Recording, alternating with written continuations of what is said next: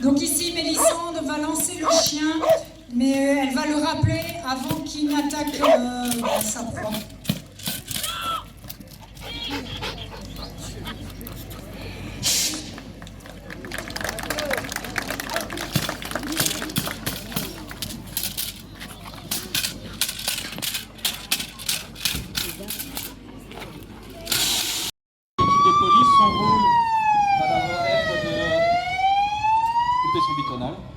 De sécuriser les lieux d'intervention afin de permettre aux pompiers de travailler en toute sécurité. Et dans un second temps, une fois les lieux sécurisés, c'est de faciliter l'accès aux lieux d'accident ou aux différents services de secours. Et comme on vous l'a dit, les pompiers sont parfois composés d'équipes de volontaires. Et donc c'est vrai que nos services arrivent parfois avant ces services-là sur place.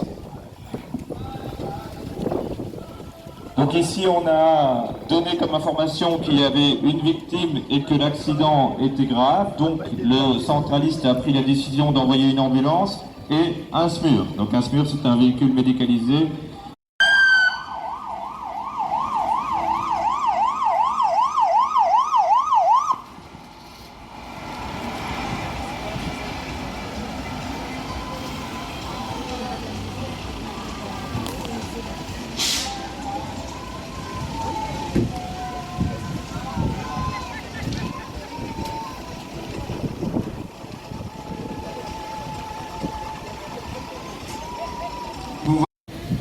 À côté de ça, en parallèle, bien souvent, ils réaliseront un dossier photo.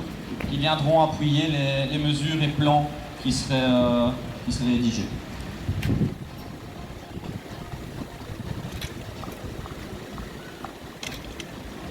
Donc ici, on n'a pas d'accès à la victime. La police vient d'expliquer que le véhicule était bloqué. On n'a pas su ouvrir la portière du chauffeur. Donc il va falloir faire appel à une équipe de désincarcération.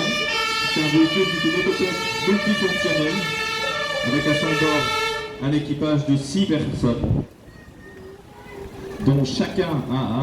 Et deuxièmement, vous allez ressentir le rayonnement thermique. Les barrières sont loin. Je ne doute pas que dans quelques minutes, vous allez sûrement reculer malgré les barrières. Si jamais vous seriez témoin ou victime de ce genre de situation, donc en premier lieu, il faudra évacuer le bâtiment, fermer les portes derrière vous, s'assurer qu'il n'y a plus personne dans le bâtiment, prévenir le service 112, donner les informations nécessaires, donc l'adresse, le type de sinistre. Ici, c'est un feu de bâtiment, on va l'appeler comme ça. Il n'y a pas de victime à l'intérieur. Le dispatching va alors déclencher un départ complet du service d'incendie, composé de 2 autopompes, un camion-citerne et une auto-échelle.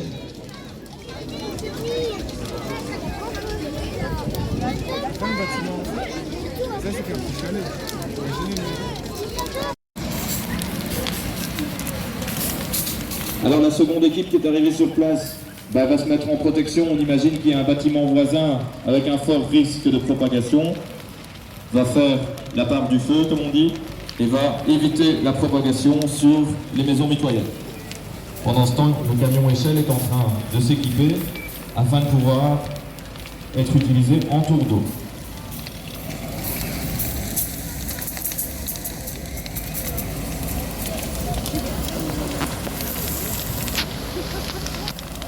Ici, on est dans une situation facile. Pour nos collègues, on est à l'air libre. C'est un simple chalet.